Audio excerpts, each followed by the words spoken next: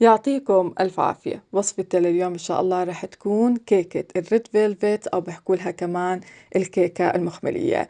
إن شاء الله رح نشتغلها مع بعض بطريقة رح تحبوها.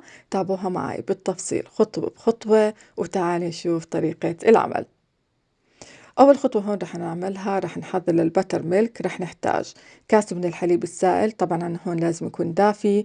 رح نحتاج معلقة كبيرة من الخل الأبيض، بحركهم بخليهم على جنب تقريبا مدة ربع ساعة. وبنزل هون ملون الطعام، رح نحتاج معلقة صغيرة من ملون الطعام الأحمر، أنا هون استخدمت الجل. ورح نحتاج ربع معلقة صغيرة من بودرة ملون الطعام الأحمر كمان. بحركهم بخليهم على جنب. بنحضر هون للكيك رح نحتاج 100 جرام من الزبدة، ورح نحتاج كمان هون كاس ونص من السكر. باستخدام المشبك بخفقهم مع بعض. طبعا في البداية بكون عندي على سرعة واطية، وبعديها بعلي السرعة. أول ما أشوف عندي هون الزبدة والسكر شوي تجانسوا مع بعض، رح أنزل الزيت النباتي. بالنسبة للزيت هون رح نحتاج نص كاس من الزيت النباتي بالإضافة إلى معلقتين كبار. بما أنه هون استخدمنا ملون طعام فبتطلع معنا الكيكة شوي ناشفة، فالأفضل تحطوا معلقتين كبار من الزيت النباتي حتى ترطب معنا الكيك. حطيت هون نص معلقة صغيرة من الفانيلا السائلة. بننزل هون البيض طبعا حبة حبة، استخدمت هون حبتين من البيض. عنا البيض هون لازم يكون بدرجة حرارة المطبخ. هون رح أنزل الأطراف، وبعديها برجع بخفقهم. بعد ما أشوف عندي هون لون الزبدة والبيض صاروا لونه فاتح، رح أنزل البتر ميلك. طبعا هون عندي البتر ميلك بيكون بدرجة حرارة المطبخ. بنزله مع الاستمرار بالخفق. بخفقهم هون تقريبا مدة دقيقتين حتى تتجانس عندي هون كل المكونات. بهيك عندي الخليط السائل صار جاهز. هلا هون رح أحضر للطحين. بالنسبة للطحين هون طبعا لازم ننخله، ورح نحتاج كاستين ونص من الطحين. الكاس اللي أنا استخدمته اليوم بالوصفة هو الكاس المعياري 250 مل. راح نحتاج كمان هون معلقة كبيرة من الكاكاو. الأفضل هون تستخدموا الكاكاو اللي بيكون لونه فاتح. راح نحتاج هون معلقتين ونص من البيكنج باودر. وراح أحط هون نص معلقة صغيرة من بايكربونات الصوديوم اللي هي نفسها الصودا. راح نحتاج كمان هون نص معلقة صغيرة من الملح. وهلا هون راح أنخلهم. راح أحكي ملاحظة بالنسبة للكاكاو، ما تكثروا كمية الكاكاو حتى ما يطلع معكم لون الكيك غامق. بحركهم.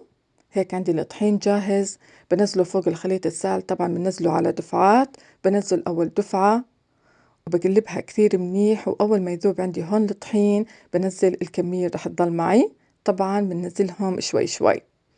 رح أحكي ملاحظة بالنسبة لملون الطعام، إذا احتاجت معكم الكيكة كمان من ملون الطعام ممكن تحطوا حد ربع معلقة صغيرة من البودرة الحمراء.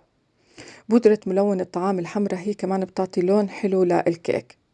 والأفضل تستخدموا نوعين، يعني نوع سائل أو جل والنوع البودرة. هيك عندي طبعا خليط الكيك جاهز. أنا هون رح أوزعه على 3 صواني. طبعا الصواني هون أنا فرشتها ورق زبدة. حجم الصواني اللي أنا استخدمتها هون هي 18 سنتي. ممكن أكيد تعملوها بصينية واحدة، ممكن كمان تعملوها بصينيتين حسب انتو كيف بدكم تعملوا تصميم الكيكة المخملية. رح أوزع الكيك بهاي الطريقة، وبعديه هون رح أدخله الفرن. بالنسبة للفرن رح يكون عنا على درجة حرارة 180 الرف الوسط. المدة أخذ مني هون تقريبا 40 دقيقة. ممكن تأخذ منكم حد 45 أو 50 دقيقة حسب القالب انتو رح تستخدموه. هيك عندي أول ما طلعته من الفرن بتركهم يبردوا، وبعديها بطلعهم من القوالب.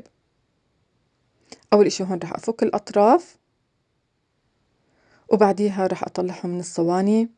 لازم تتأكدوا إن الكيك عندكم هون بارد لما تيجي تطلعه. هلا هون أنا طبعا رح أغلف الكيك ورح أدخله الثلاجة حتى يبرد عندي تماما. ممكن هاي الخطوة تعملوها قبل بيوم، وممكن كمان تعملوها قبل بوقت. هلا هون رح أحضر للكريمة. بالنسبة للكريمة هون رح أحضر في البداية للجبنة. رح نحتاج 500 جرام من الجبنة. أكيد ممكن تستخدموا أي نوع جبنة متوفرة عندكم، المهم إنها تكون جبنة كريمية. رح أحط هون كاس ونص من السكر. طبعا هون عنا السكر لازم يكون سكر بودرة. باستخدام هون الخفاقة الكهربائية رح أخفقهم مع بعض حتى الجبنة عندي هون شوي تكون معي ناعمة وتتجانس مع السكر. طبعا مدة الخفق عندي هون يا دوب دقيقتين. هيك عندي طبعا الجبنة صارت جاهزة، بحركها شوي بخليها على جنب. وهلا هون رح أحضر للكريمة. بالنسبة للكريمة هون رح نحتاج 300 مل من الكريمة السائلة. طبعا الكريمة اللي أنا استخدمتها هون هي كريمة حلويات، ولازم تكون عنا باردة. مش متوفرة أكيد ممكن تستخدموا الكريمة البودرة. كاس من الكريمة البودرة بتحطوا عليه كاس من الحليب السائل البارد. بخفقهم. أول ما أشوف عندي هون الكريمة ثقلت رح أنزل الجبنة. الكريمة اليوم اللي رح نشتغلها بالفيديو هي كريمة الجبنة. في أكثر من نوع من كريمة ممكن تستخدموها لكيكة الريد فيلفت، بس أنا هون حبيت إني أستخدم كريمة الجبنة بتكون أطيب. طبعا هون خفقتهم تقريبا مدة دقيقتين حتى تجانست عندي هون كل المكونات، وبهيك عندي الكريمة صارت جاهزة. هل هون باستخدام كيس الحلواني طبعا راح أوزعها. تقريبا هون أنا استخدمت 4 أكياس، حضرتهم في البداية. وهلا هون رح نحضر للكيك. عندي هون الكيك طبعا كان بارد تماما. رح أشيل هون الوجه. في بعض من القطع هون رح أخليها على جنب حتى أني أطحنها وأزين الكيك فيها. طريقة التزيين هي بترجع لكم، يعني أنتوا بتختاروا الفكرة اللي أنتوا بدكم إياها. أنا هون رح أعمله على شكل طبقات. رح أحط في البداية هون كمية بسيطة من الكريمة، ورح أحط هون أول قطعة، وبعديها رح أنزل الكريمة. رح أحكي ملاحظة هون بالنسبة لتشريبة الكيك. أنا هون ما عملت التشريبة لأنه الكيك اللي استخدمته هو الكيك العادي. في حال استخدمتوا الكيك الإسفنجي لازم تعملوا تشريبة للكيك. رح أحكي كمان ملاحظة بالنسبة للنكهة.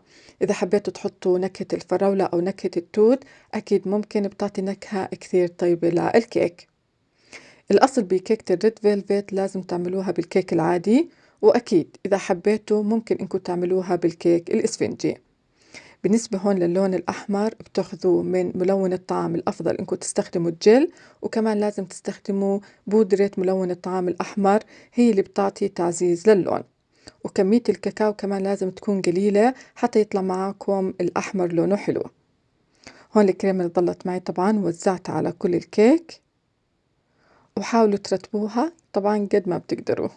التزيين هون ذوق شخصي، ممكن تزينوها بالطريقة اللي انتو بدكم اياها. طبعا هون انا خليت كمية من الكيك على جنب، طحنتهم على محضرة الطعام حتى صار معي هون الكيك شوي ناعم، وبعديها وزعتها على الكيكة. دخلت الثلاجة تقريبا مدة ساعتين وبعديها قدمتها. الأفضل إنها تكون معكم باردة تماما لما تيجوا تقدموها. ما شاء الله طعمها جدا شهي. طبعا هاي الكيكة من الكيكات جدا ضيافتها جميلة، وطعمها كمان جدا مميز.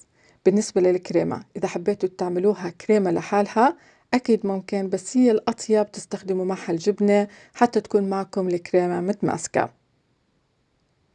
وهاي وصفتنا، بتمنى كثير إنها عجبتكم. طبقوها وأعطوني رأيكم فيها. إذا عجبتكم الوصفة وعجبكم الفيديو ما تنسوا دعم قناتي، الاشتراك فيها، تفعيل زر الجرس حتى يوصلكم جديد القناة. ويعطيكم ألف عافية وشكرا جزيلا لحسن المتابعة. معكم علا طشمان من قناة أطيب الوصفات يمي.